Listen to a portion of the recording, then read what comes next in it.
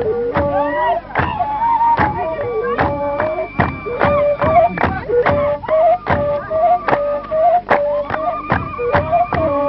you so much for doing this for me, Mr. Sidamed. You're welcome. For those who don't know, this is Mohammed Sidamed. He is my best friend Khalid's father. I've known him my whole life. And for the interview, I'm supposed to ask questions about life being a first-generation immigrant. So I'll start off by saying this. You're from Mauritania. Most of my friends, I tell them that, and they have no idea where that is. So I tell them West Africa. They are not alone. A lot of people don't know where is Mauritania. Is Northwest Africa. Okay. And can you tell me a little bit about what Mauritania is like, just in general? Mauritania is situated Northwest Africa on the between Algiers, Morocco on the north, Mali on the east, and Senegal on the south, and on the west you have Atlantic Ocean.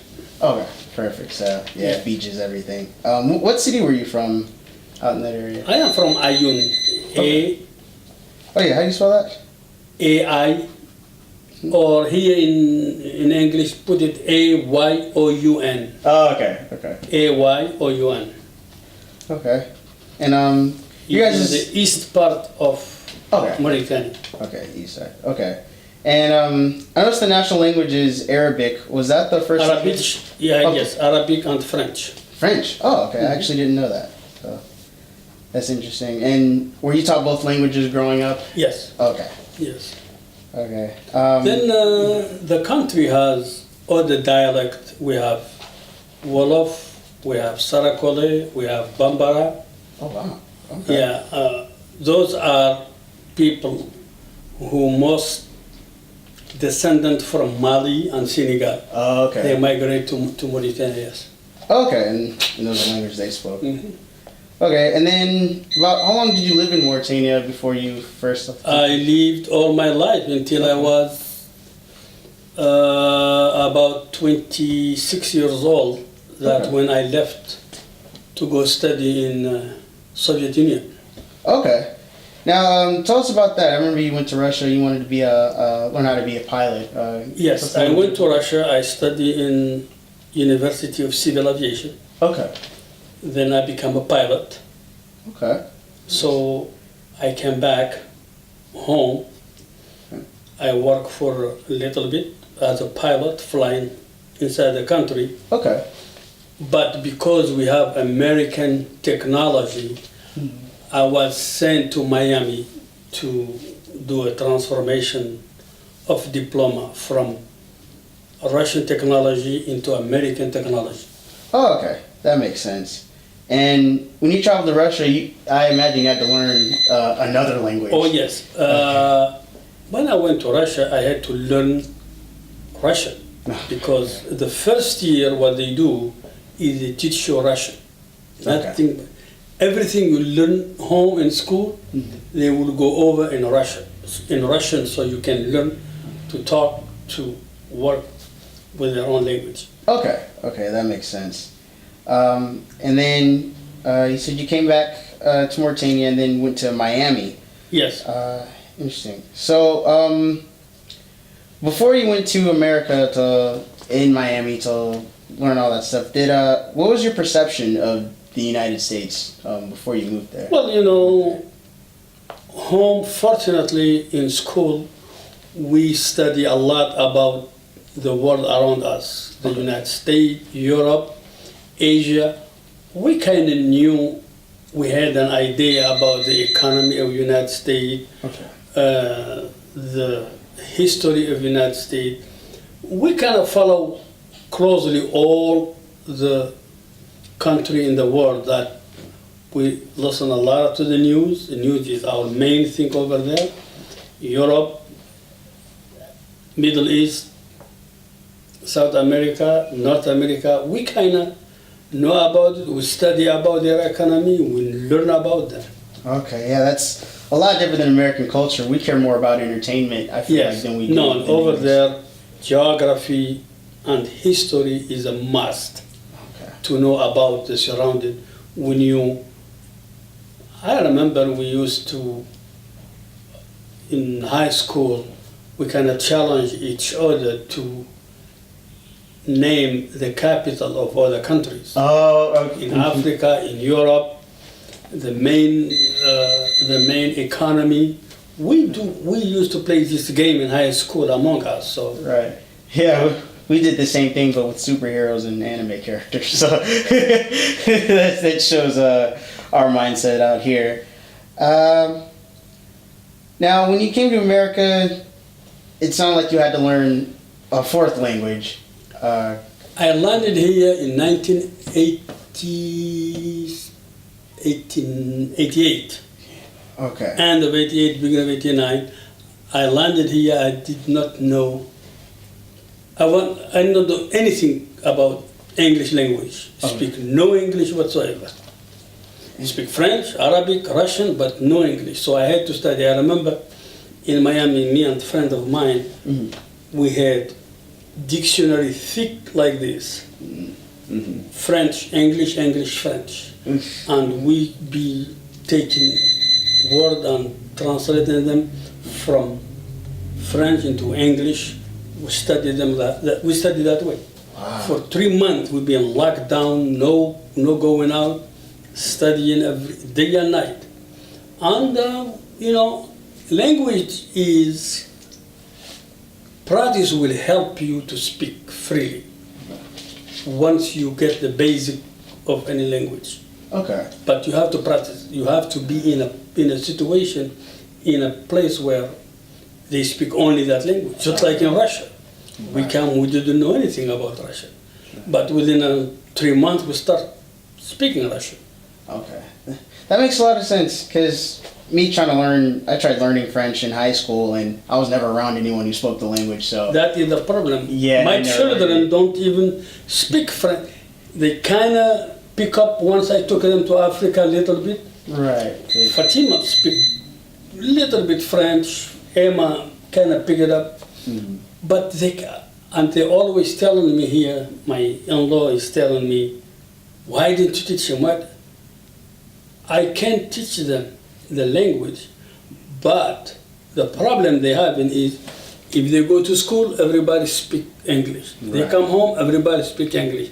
They go to their grandparents, everybody speak English. They don't have enough practice Right. to speak, to keep it going. Okay, so that makes sense. They Yeah. have to really immerse themselves in a place that Yeah, has exactly. everyone speaking the language. Okay, I get that. Which language was the hardest to learn? Russian. Russian. Okay. Russian was the hardest to learn. Okay. All right, that makes sense. But because you're around Russians all the time. Yeah, it we made it were easier. surrounded by Russians. Okay. We hear news on Russian. We talk. Is nobody speaking any other language? Right. Oh, that's true. The first day we went to school, they start talking Russian. We're looking at each other like, what? What are they saying? What are you talking about? Nobody, and they refused to speak with you in any other language. Yeah, that I can see. I can see that happening out here too. So I totally see that. All right. So what made you want to stay in America? Ultimately. Well, when I arrived here, I kind of thought about it, and I met my wife. And you know what? It was very hard for me to just turn around and leave, Right. because that is the woman who I met and the mother of my children. But before even she became the mother of children, the love between us really kept me not going anywhere. Okay. I totally Then understand. the children come and it was over. Yeah, it was over, but Yeah. she's a lovely woman. I've known her my whole life as well, so I see what you see in her for sure. I guess my next question would be, why California? I heard, you came in through Miami first. I was in Miami. I don't like that. weather in Miami. But I had a friend who is no longer with us. He was living here, and he called me. He asked me to come visit him. Okay. So we studied together in Russia. We studied together home. So it's basically friend from childhood. Okay. So I came here to visit him. Okay. Then, I guess I was stuck in California. Yeah. So the weather kept me here. Florida is great, but I didn't like the weather. It's too humid. It's not. I understand. Growing up in California, I was a little spoiled with the weather, and I go anywhere else. So California is great. The weather is great. Weather's great, yeah. So going anywhere else, it's a culture shock for me. Had you considered visiting or living in any other states in America? No. No, okay. So, I visited other states. I visited New York. I visited Washington, D.C. But no. Okay, yeah, not the same to live in, fun to visit, but... No, until later on when both of us retire, we're going to decide where to go. Okay, yeah. But now, we're here. Okay, that makes sense. So what did you like about the U.S., at least moving here and having lived here for as long as you have? I've been living here for over 30 years. The United States is one of the greatest countries on this earth. The freedom, the situation where you can be economically good. Look, I landed here with $125 in my pocket. I have what I have. I've become who I am because the opportunity I got here. So, nothing will move me back away from this country. Okay. And what don't you like about the U.S.? To be honest about it, too much freedom sometimes is a nuisance. Okay. Could you elaborate on that? People are free to do a lot of things which is good, but a lot of bad things are not good, but hey, nothing you can say to them. People are free to go buy a gun. Okay, that's great to buy a gun, but you are not a hunter, you are not, you're home. I think the way life is in the United States make people very religious because you can trust on anybody. Right. That is something I don't like because I use home, we know each other, we know each house around, doors are open, people are outside gardening in the afternoon, talking, and here everything is locked down, everything is isolated, everything is private. It's not interaction about the people who live here. Very, very seldom you interact with your neighbor, with people, That's very true. So the whole concept of community is a lot different here. Oh no, it's a big difference. Right. Even when we went home to visit home to Mauritania, I took them on a tour. We went to Morocco, Senegal, Mauritania, and they saw how people live. People are all over. People are neighbor sitting with neighbor talking. It's interaction among people. Right. Here, no, you don't have no interaction. Okay. That was pretty much all my questions. Do you have any other final thoughts about maybe your upbringing or what it was like living here versus the other places you lived? Living here is very good. Is great, and opportunity is abundant here in the United States of America. Okay. But that doesn't give the people the right to come in any way they want and to live and to start being troublemaker. Right. You can live here without absolutely having no issue, as long as you live correctly and you be nice to yourself and to people around you. Okay. It's a great country to live in.